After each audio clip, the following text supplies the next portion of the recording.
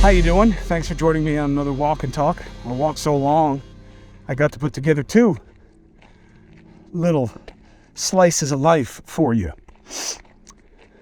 What's up with deprivation? Asceticism, right? Depriving yourself, doing with less. Why is that a virtue? Why isn't abundance a virtue? Well, let's look at some historical context. A lot of philosophy, a lot of religion, a lot of spirituality has been motivated by a desire to provide a rationale, a remedy for suffering.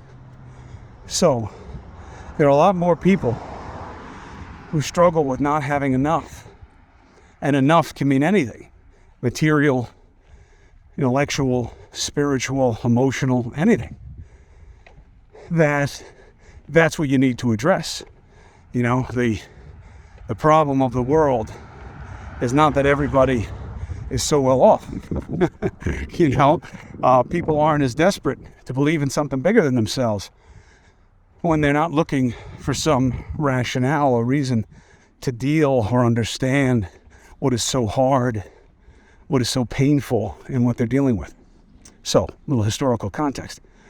Now, in terms of behaviors, it really is about balance. Balance is harder than deprivation. How do we know? Come on, how many of you have done a diet where you lost a ton of weight in 3 months and then you gained it back? You can do it, but can you keep doing it? That's balance, okay? So, for instance, I did this thing with a buddy of mine where I started lifting some weights, upped my calories. I mean, I'm always lifting weights, but I started lifting heavier weights. This type of workout called hypertrophic weightlifting. It's really hard. It really sucked. Did not enjoy it. But got bigger, put on weight. Now I'm like, jacket's no fit. This is not really what I was looking for. It was good to know I could still grow a little bit, help me deal a little bit with some of the aging process, but not really, psychologically. And now I'm coming down. So when you're a bigger person, that first cut, if you just get your habits somewhat in check and stop obvious excess, you get a big slab of unneeded you to go away. And now I'm in the real work, and the real work is balance. So it's total head trip, but my habits play to excesses. So I have to check it. And I have to think about less and less being okay, and why I want more, and what I'm using it as a substitute for. Emotional eating, right? Big deal. So that's one context. However, then comes the Lenten paradox. And by the way, in a future couch or walk and talk or both, I'll take you through what is absolutely my favorite religious and spiritual modality, which is Easter, if you're Christian or pagan, because it comes from Estrus, the goddess of fertility. But Lent and, or Quaresma, whatever you want to call it, it all comes from these derivatives of the same ideas about rebirth and renewal. And it's absolutely my favorite modality of my own faith and of so many others. And again, I'm not putting belief on you. You need to believe in nothing bigger than yourself, other than some concepts that put you at the table of serving others and more than yourself, right? But those are ideas, they're not deities. So I'll be talking to you about that. But I call it the Lenten paradox. People do Lent. It's diet time. It's time to not do things that you want to do. Why? Jesus, 40 days and 40 nights without. Okay. But how about this? We call that sacrifice, right? Sacrifice as a word means the act of making something holy. Is dieting holy? Is not eating sweets holy? Is like that WWJD? Is that like what a great person does? Is just not eat dessert? Or is that period really about doing more, helping people, reaching out, reading, thinking, doing more for others, more of what you believe to be good things? Maybe that should be the period of it. Let me tell you, it's a lot harder than just, doing something that's obviously of benefit just to you, like not eating chocolate every day at 5:30 or whatever. Maybe that's just me. But the Lenten paradox. So the idea becomes that sometimes deprivation, it's not that you're just taking something away. It's about what your goal of maximizing is. So it's not just that, okay, I make a shit ton of money, but I'm never going to get a new car again. Okay, that's your choice. That's fine. If that is a good idea to you, if that feels good to you, fine. But in our society, we kind of see that now, right? We're like messing with wealth now. I was raised by a man who had like an allergy to money. My father, may he rest in peace, he was a public servant pretty much for my entire life. And Andrew's the same way. It's like the guys, first of all, Andrew's just cheap. Andrew is a fix-it guy, and he buys old things, he fixes them up, he makes them nicer than they ever would have been, and that's enough for him. He doesn't want new. He's a built, not bought guy, and I love it. I love it, and he raised me, and I love how he is. I wish I could be more like him in that regard. My father was just an ascetic. The guy was just an ascetic. You wanted him to come speak? Offering him money was like a guaranteed way to get him to say no. I mean, look, he made money for speaking, but nothing like what he could have. So I definitely was new to comforts of not having to worry about what things cost, except when I was shit canned. Because, is that scary? When you got a big life and your cash flow's just gone and nobody wants to touch you. So the numbers come down, baby. The numbers come down. Austerity mode. So we see that now as attack the rich, the elite, they're bad. It's not the American dream, but are there really a lot of you out there who don't wish you had more money to do things that you want and to do less of what you don't want and to be able to help causes and help people you care about? I mean, you don't dream about that the way I do? That, oh my God, if I hit it big with this and that, the ability to just be like, hey man, I heard you're struggling with this thing. Bam! Not anymore, you're not. Hey, I heard that you really want to be an electrician, but you can't get scholarships. Boom! Now you can. Man, I mean, that would be awesome. I could absolutely have such a more meaningful life in my estimation if I was just giving money to people who were struggling and that their life was different because of that money. Because the idea that, money can't fix things is bullshit. Money can't fix everything, obviously. No kidding.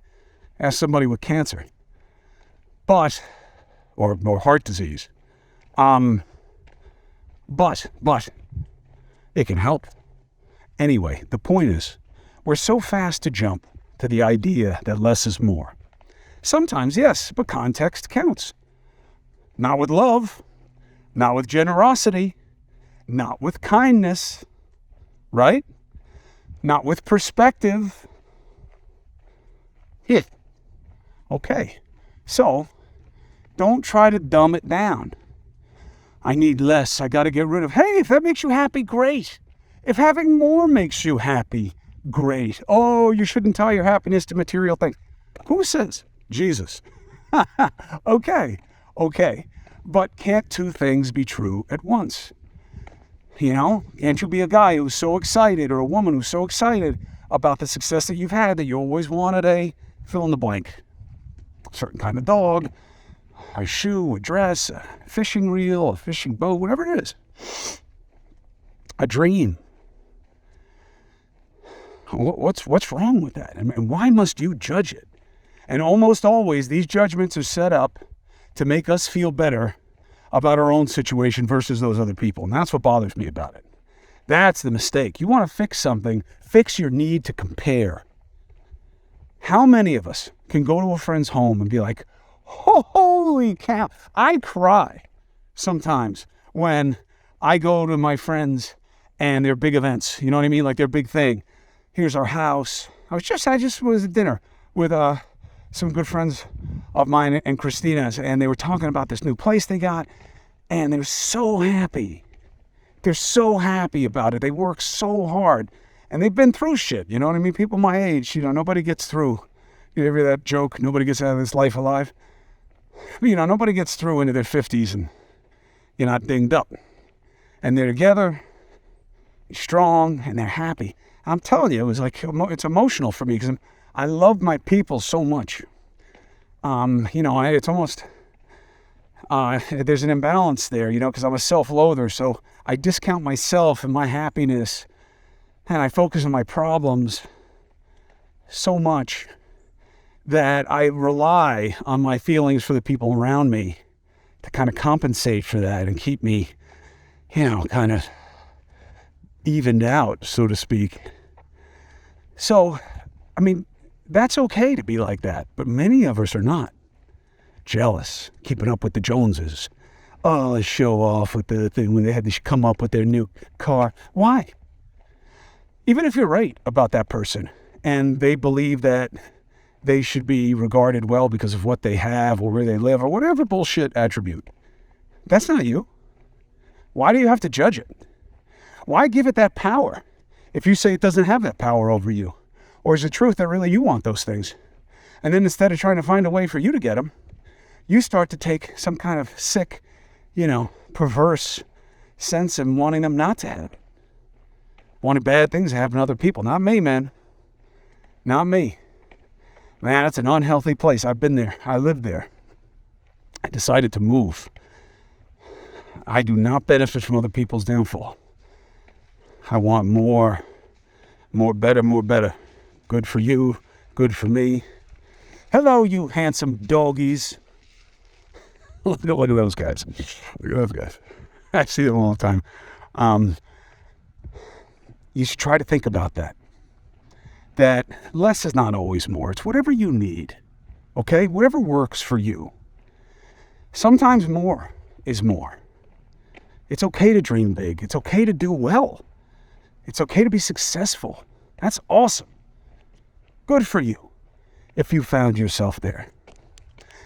And it's totally fine if you've decided, hey man, I'm scaling down. Okay, but why are you scaling down? Are you happier that way? Do you want more money in the bank for later or something like that? The rationale matters also, because you're not a different person because you have one coat or 10, 5 cars or none. One person is not better than the other. It's about how you treat other people. So deprivation as this virtue, I think it's oversold.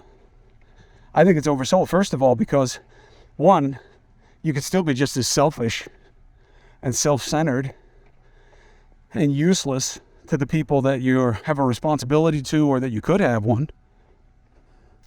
A value to help. What helps you help? See, that's the way I think about it.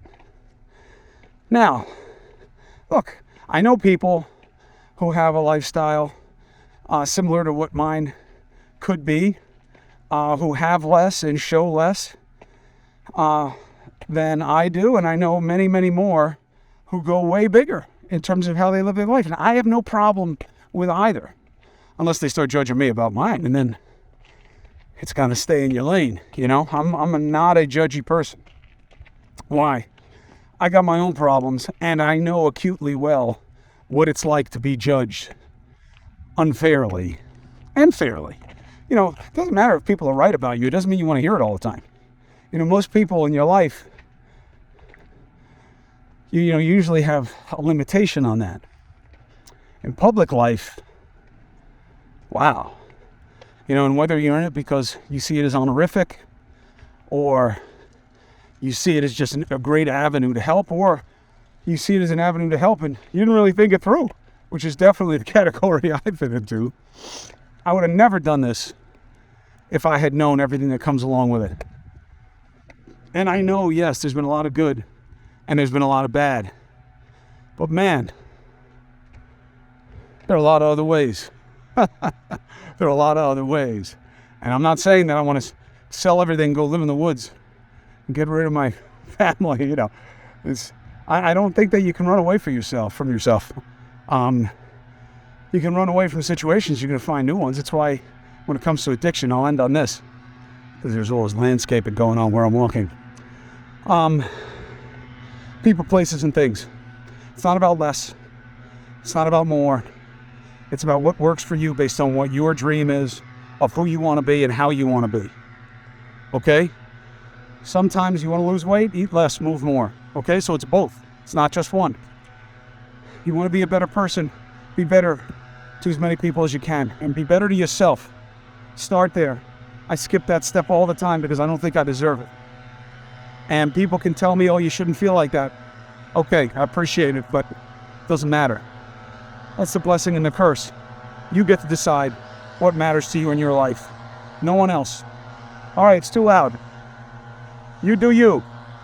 Less, more, whatever works. But remember, the only judge at the end of the day you worry about is yourself. If you're right with yourself, everything else will follow. I know that's true, but man, is it hard to do. Good luck with it. Let's get after it.